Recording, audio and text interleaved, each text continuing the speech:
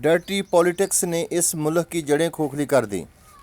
75 सालों में ये पहली दफ़ा हुआ है कि आज ये वीडियो देखकर सर शर्म से झुक गया। सुनते हैं आंखों देखा हाल अपने मीडिया के नुमाइंदे से। ये इंतहाई अफसोसनाक मंजर रिकॉर्ड हुआ वाहगा बॉर्डर से, जहां पर एक साइड पे आप भारतीयों को देख रहे होंगे किस कदर बड़ी तादाद में मौजूद हैं। पाकिस्तान की तरफ ये चेयर्स खाली हैं। सोशल मीडिया पर इस वीडियो को काफ़ी ज़्यादा पज़ीराई मिल रही है, लेकिन ये एक अफसोसनाक चीज़ है कि दुश्मन आज तमाशा देख रहा है और दुनिया भर में ये वीडियो फैल चुकी है कि पाकिस्तानी फ़ौज रिहर्सल कर रही है 14 अगस्त के हवाले से, और कोई देखने भी नहीं पहुंचा। और दूसरी साइड पे रिहर्सल को देखने के लिए भी हज़ारों लाखों लोग बैठे हुए भारतीय आर्मी के साथ खड़े हुए नज़र आ रहे थे।